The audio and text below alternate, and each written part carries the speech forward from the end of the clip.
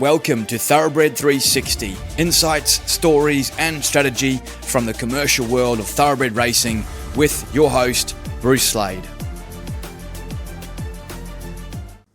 Welcome to our review of the performances, the events that had a meaningful commercial impact on our industry over the weekend. This is episode 3, Derby Day Dominance. Well, what a great weekend of racing. We saw our heroes, the class of Autumn Glow, the courage of Pride of Jenni, and 2 new young guns to follow going forward with TENTYRIS and Observer. It was a fantastic weekend of racing in Sydney, in Melbourne, 90,000 on course at Flemington for the start of Cup Week. It was a fantastic weekend of racing, but let's have a look at the performances that really moved the commercial needle. TENTYRIS, the most valuable of them all. No doubt the horse that had the biggest commercial lift on the weekend was the Group 1 Coolmore Stud Stakes winner, TENTYRIS. We highlighted that on Friday. Whichever colt could dominate this race, have a heap of aura and X factor around his performance, would become the most valuable colt of his generation, and no doubt currently that is Godolphin's TENTYRIS. Congratulations to the Freedmans, congratulations to Andy Maciv and all the Godolphin team. What a special win. Now, how do we value him? We talked about expected first season stud fee times a multiple of 300, 400 or 500 depending on their elite quality. Well, right now, I think you can safely say that TENTYRIS is worth at least $20 million, probably 25, even more. When you consider the last 2 Coolmore Stud Stakes winners to stud was Switzerland this year at 55,000 plus GST, and last season in 2024, Osmosis at $40,000 plus GST. So let's take an average of 50,000 plus GST. Let's times that by 400, given this colt's X factor and ability, and that takes us to 20 million. But you could easily times that by 500, and of course, he's a colt that can build value by winning an open age sprint between now and next autumn and the following racing season, and of course, by winning an Everest. TENTYRIS highlights the value of those top-end race mares and playing the long-term game with them. In 2008, Godolphin purchased Divine Madonna for $2.7 million. She left 1 stakes winner from 8 foals for Godolphin, a stakes winner in Ipswich, the Gay Waterhouse Classic. So, on face value, disappointing in the short term. But of course, they bred that great race filly or great race mare to proven size. They produced a daughter by Exceed and Excel. She was covered by Street Boss in the Godolphin system, and that combination has now produced for them TENTYRIS, a supremely valuable stallion prospect for the team at Darley. Also wanted to highlight this incredible cross. Street Boss over Exceed and Excel mares. 79 runners, 7 stakes winners, but look at the quality of these stakes winners. You've got TENTYRIS, you've got Tempted, probably the best 3-year-old and best 3-year-old colt and best 3-year-old filly of their generation currently. Of course, Tempted second in the Everest, and Traffic Warden, one of the best 3-year-olds of last season and now at stud at Godolphin. This is a really quality cross. Look out for it going forward. Observer, a commercial stallion prospect, ? Godolphin also won the Derby on Saturday, so they had a Group 1 winning colt at 1,200 metres and at 2,500 metres. Fair play, Andy Maciv, all the team there, a testament to the quality of your operation from conception right the way through to Group 1 day. But what's interesting about Observer is that the Derby in itself hasn't been a stallion making race that you could really hang your hat on. But Observer looks like a horse that could really turn that around by winning the right races in the autumn and going forward. Races in the autumn, like the Australian Guineas, the Randwick Guineas, the Doncaster, the Queen Elizabeth, and all aged, those types of races in the autumn at a lower distance profile against top class opposition can quickly turn, I believe, Observer into a cult horse, but also then a commercial or a more commercial stallion prospect. He's also a horse that you can see training on to his 4-year-old year, as the Godolphin team did with Animo, to go on to a Cox Plate and races like that. So right now, Observer, stop the clock now. He goes to stud. He'd find it very hard commercially to get going, I feel. But if he can come out in the autumn and as a 4-year-old and win those Group 1 races at the lower distance profiles, he could quickly turn himself into the next Animo for Godolphin. Observer, like TENTYRIS, I think is a great example for us breeders out there of the kind of mare you should allow yourself to start with, where you can't get the highest probability mare in the population in terms of passing on elite class success, you know, that proper group winning mare by the champion sire. Feel confident to go with the good looking daughter of a top stallion from a great producing family. TENTYRIS is by Street Boss out of an Exceed and Excel daughter of Divine Madonna. Observer, very similar. His mare might have been unraced, but she was by Lonro, out of a full sister to Piero, a full sister to Madrigal's, a dam of Estriella.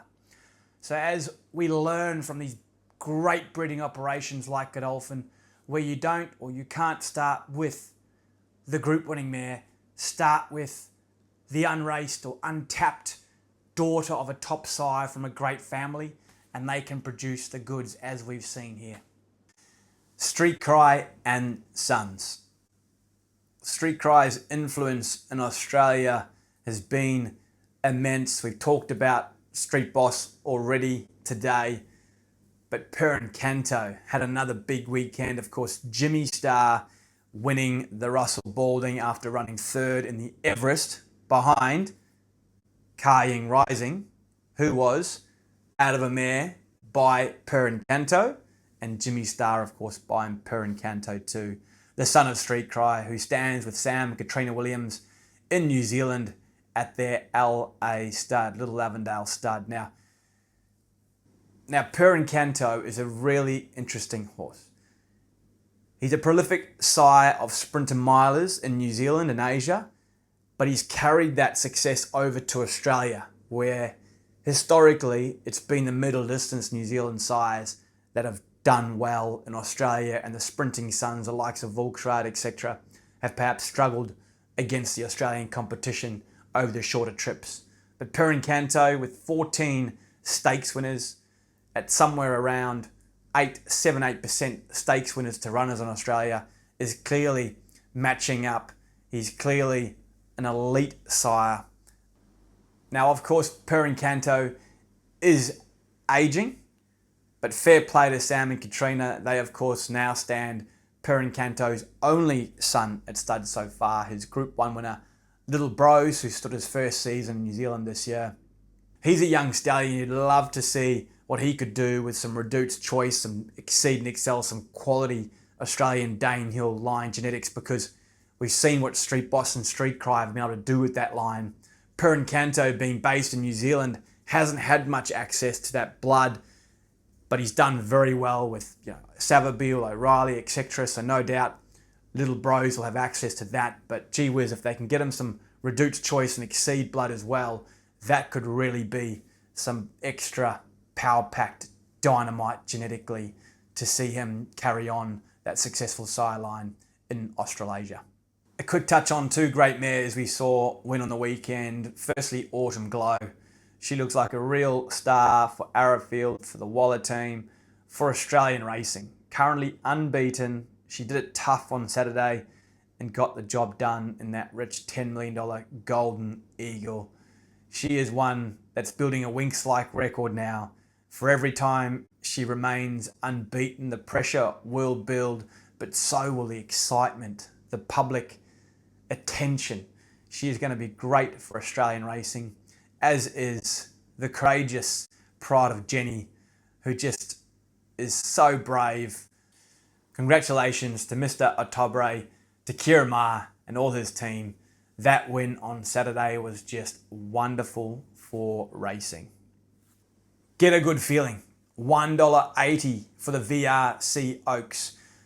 One of the most dominant performances on Saturday came from Get a Good Feeling in the Wakeful, that key VRC Oaks lead up, and she was dominant and looks extremely hard to beat in the big one on Thursday, Ladies' Day at Flemington. Now, what I thought was interesting about this So You Think filly is that she's striving to become the 13th Group 1 winner by her sire. The 12 Group 1 winners so far for So You Think, I had a look through their pedigrees, and 8 of them I would deem are out of fast mares. Mares with profiles to be speed, their sires are fast, they were fast themselves, etc. So You Think does very, very well when you can add that speed into his class, and Get a Good Feeling is bred exactly that way. She's out of a Testarossa mare who won up to 1,100 metres. So there you go again. So You Think's class over a mare with speed, it seems to be getting the big results. On Thursday, I'll have a quick look at how VRC Oaks winners have fared at stud. My gut feeling is they've done a very nice job. And on Thursday, we'll look to have some data to back that up. Breeders' Cup with no Australia. Of course, they term these the World Championships, the Breeders' Cup, but it's very hard for Australia to have any impact on this November event in America, given it's in the middle of our carnival, and there's very little reason in terms of prize money or even risk for our own horses to have to leave Australian shores at this time of year.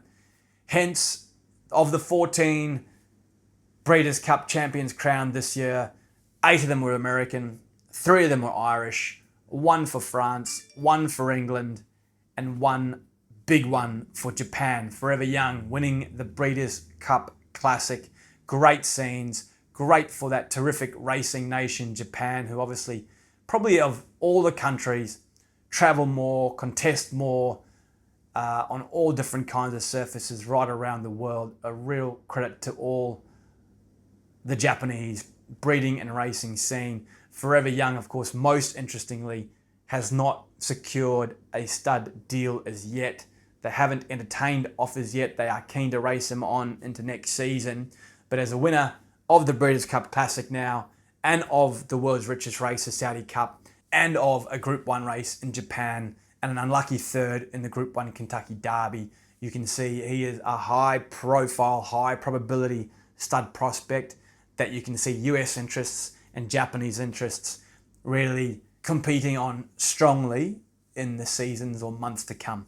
The most relevant commercial upside for anyone in Australia at the Breeders' Cup came for Arrowfield Studs' first crop sire, Van Dijk. He had a huge pedigree update with his half-brother, Gistard, winning the Breeders' Cup Juvenile Turf for Colts.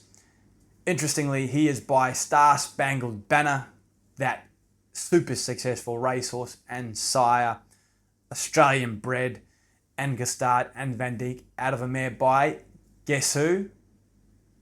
The same broodmare sire as TENTYRIS, Exceed and Excel. Terrific sire, Exceed, and a dominant, exciting, world-class broodmare sire as well now. That wraps up our review of the most commercial performances of the week. Hope you enjoyed it.